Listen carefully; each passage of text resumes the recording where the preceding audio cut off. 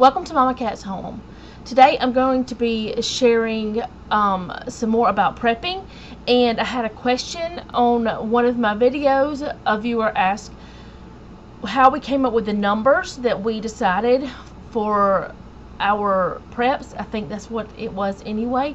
And I don't know if she wanted to know how we came up with how long and how we came up with what we wanted to keep, or if it was just what we wanted to keep. So I'm going to tell you the how long and the what we wanted to keep as close as I can. It's kind of hard for me to explain it because it's just, I don't know, it's just kind of difficult to explain our mindsets or the way we came up with the things, because Jeff and I did it together, but he's working so much that he's not able to do the video with me, or I would have him do it with me and it would be so much easier on myself.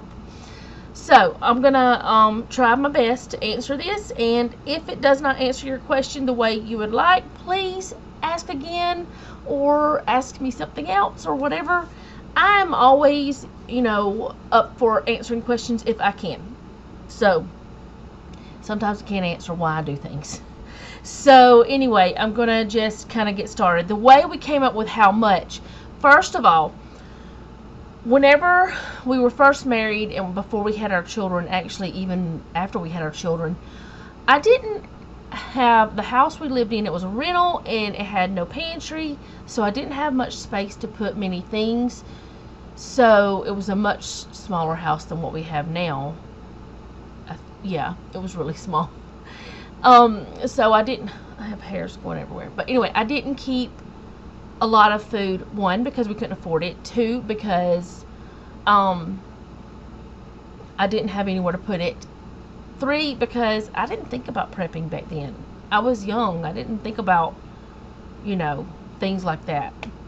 But as I got older, as the children grew up more, as I discovered that I really hated shopping. Well, I feel like I knew that all along, because I always dreaded going shopping, whether it was grocery shopping, clothes shopping, whatever kind of shopping. I did not want to go unless it was like yard sales or thrifting or something like that. I did not like shopping, and I never have. I still don't. So whenever I did, we had the kids, our financial situation got a little better. We moved into our own house that we purchased. We turned a closet into a pantry. It was still really small. It was a very, seriously, maybe, I don't even think it was 2 feet wide, but it might have been. And it wasn't very deep. So it was a little coat closet that we turned into a pantry. We put shelves in. So we turned that into a pantry, and I would keep it, at least the top part was pantry. The bottom part was junk. Tools and stuff. I don't know. It was crazy. But anyway, I would keep what I could in there. I had started couponing some, and I was able to keep things in there. And then under my kitchen sink, I could keep things for kitchen, cleaning. And I actually had a laundry room then, and I could keep some things for cleaning in there. And then I also, in the bathrooms, I did have some cleaning products under there, but I did not prep or stock on the scale that I am now. Once we moved into this house and we had this huge pantry, I was like, I want to fill it up. I want to fill it up. So I set to trying to fill it up. I started buying in bulk. I started buying with coupons. I started shopping as many sales as I could, and I filled up the pantry, and I had 3 to 6 months of food in there anytime. I wasn't thinking about toiletries. I wasn't thinking about, well, I did think about toiletries, but I wasn't worried about how long to keep those or whatever. Those things I would purchase as much as I could with coupons and stuff. But toiletries and cleaners and all that stuff, it was pretty much couponing. And around here, you don't get the great deals and the freebies as often as I've seen other people get it. So I would shop sales, and I would use coupons, and I would keep those things in stock. But That's probably glaring a lot. Now I can't see myself. Oh boy. Because when I first take them off, I'm fuzzy. Everything's, I feel like I have hair right there that's going nuts. Anyway, so I did start keeping 3 to 6 months worth of food on hand at any given time, and then all these things happened at the first of this year with the virus, and I was like, there's storms happening, there's the chain of, food getting to the stores that's not going like it should, because, like the plants were closing down that were processing things, the processing plants. There was freak storms that totally destroyed crops, and all these different things started happening.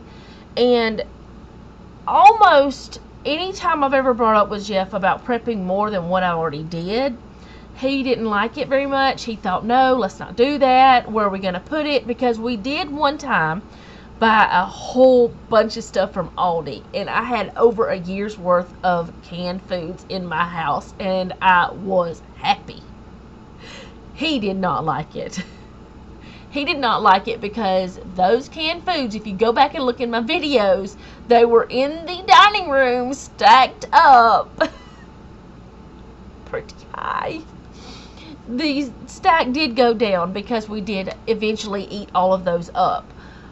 But I was happy. I was like, yes, I have all this here, and I don't have to think about anything except fresh fruits, fresh vegetables, bread, or I can bake my own bread, or, I didn't have to think about a lot of grocery shopping because I had so much here. And then, all this happened. So I sat down one day with Jeff. I worked up the nerve to do it, and I said, I want to prep more. And he was like, what do you mean? And so I told him, and he was on board. And I was like, okay. So we sat down and we figured up how much that we were going to keep and for how long.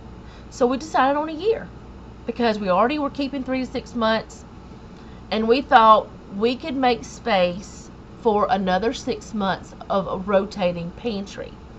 And I will get more in depth on the rotation some other time in another video. I'll try to explain that or show you how I do it, because it's completely different than, it's just a whole different thing.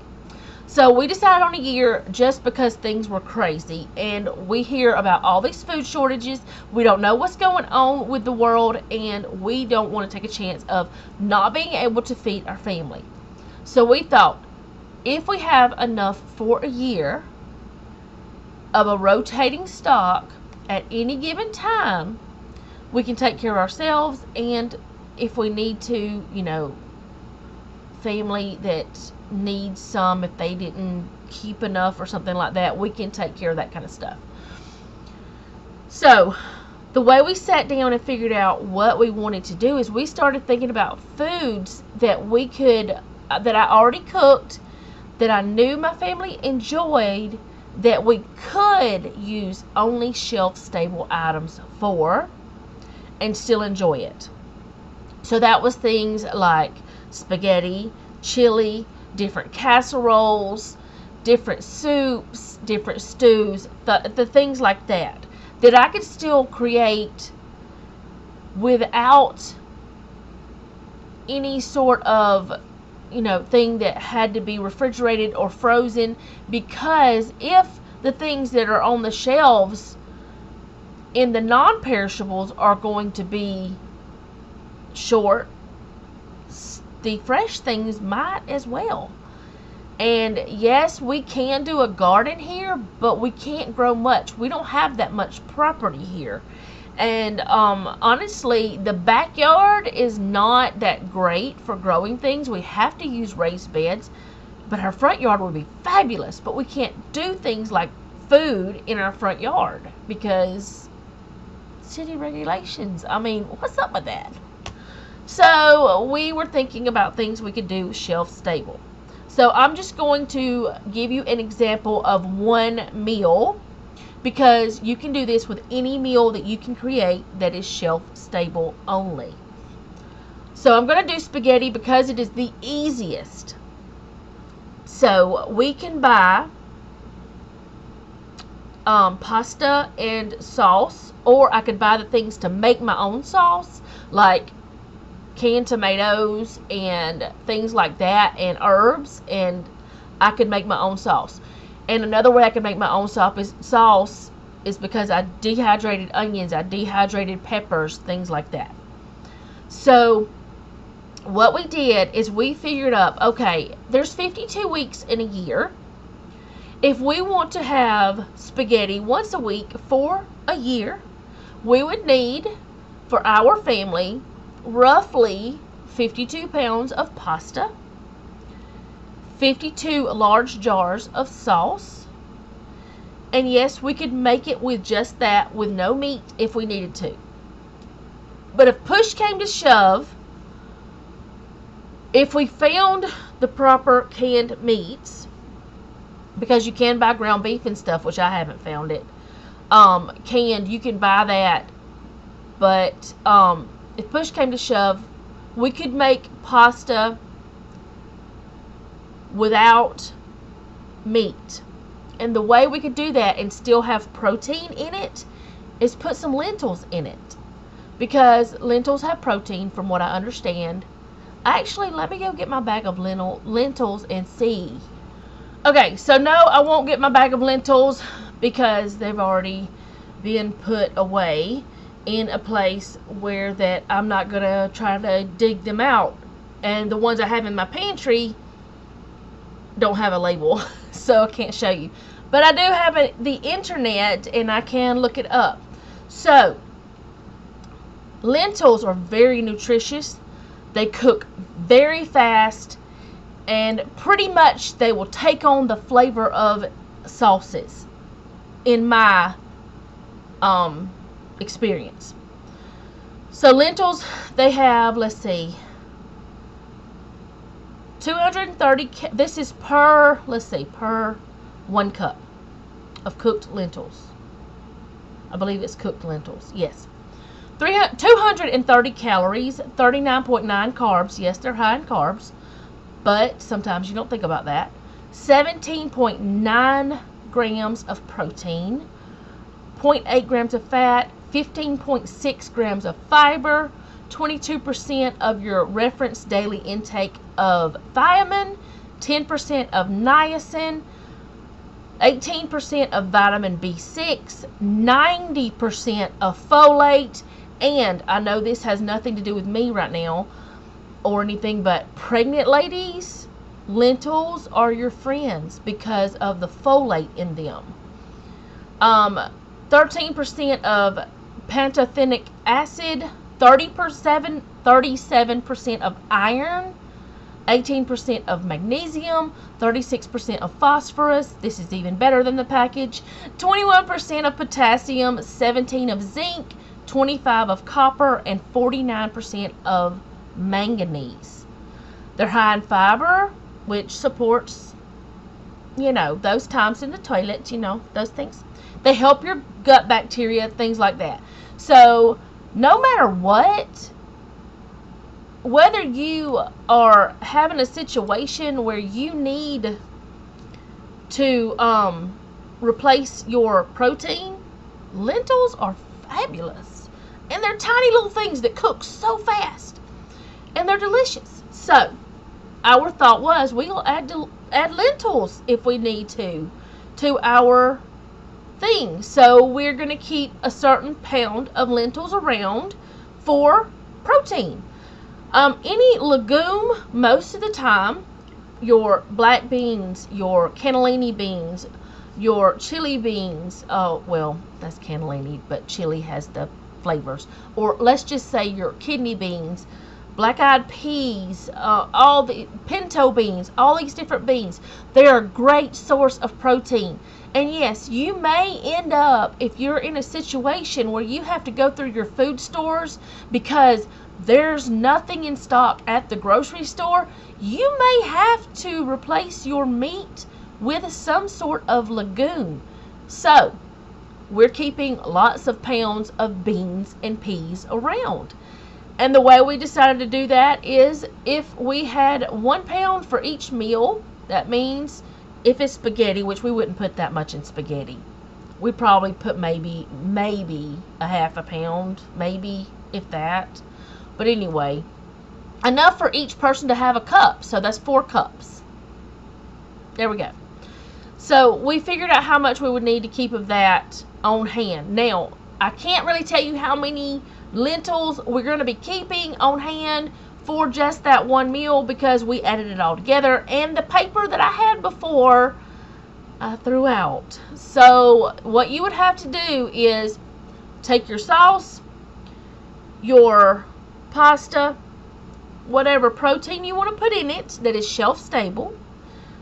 If it's 52 weeks, you get 52 weeks worth of that meal. So say you want spaghetti one night, you want chili one night, because you can do chili without, I know it's bean chili, but you can do chili without meat if you need to. And that's a good thing with a lot of flavor that you could make, and your family wouldn't miss all of that meat and stuff. And some people don't eat meat at all anyway. Vegetarians and vegans, they'd be like, oh, party time, let's have some spaghetti without all that stuff. They can tell you how to make it without any trouble.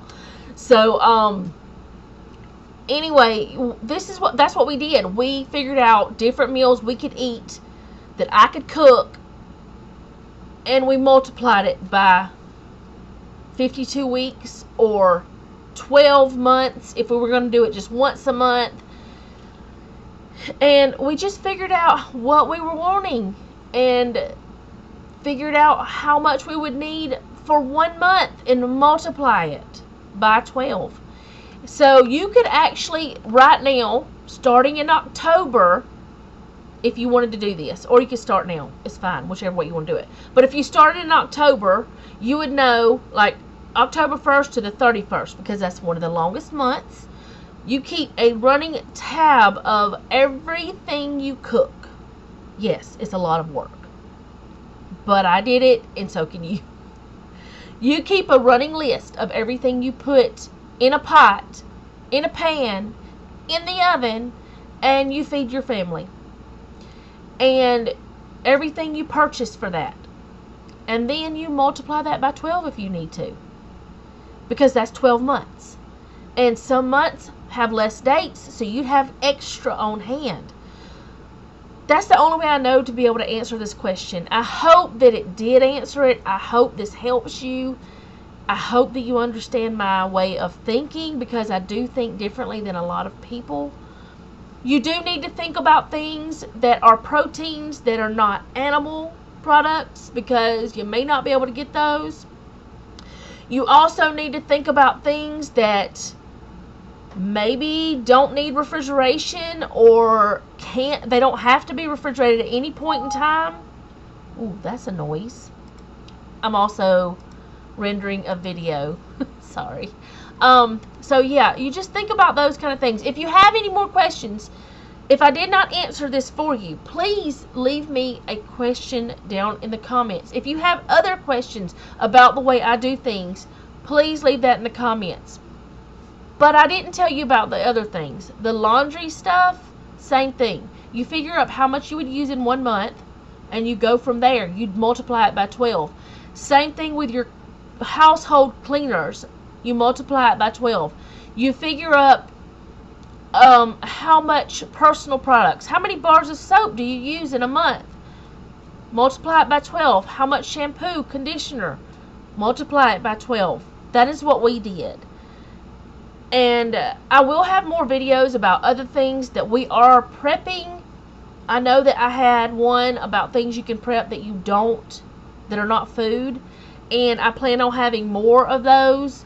I plan on having one about some things that I think we should all keep on hand at all times, even if not for preps. But they are great prepper supplies. So Anyway, I hope this answered the question. I hope this helps you. Thank you so much for asking the questions. I really do enjoy talking to you guys. And if there's ever anything that I can answer, I will. And if I can't answer it, I will do my best to point you towards someone who can, or something that can, something like that. But look at your nutrition that is on the foods you eat. Another thing you can do is buy one ingredient foods like oatmeal, rice, beans, different flavor beans or different kinds of beans, different flavors, basil, oregano, thyme, all the chili, which I know chili, I'm not talking about chili powder that's a mix. I'm talking about like chilies, like dehydrated chilies or red pepper flakes.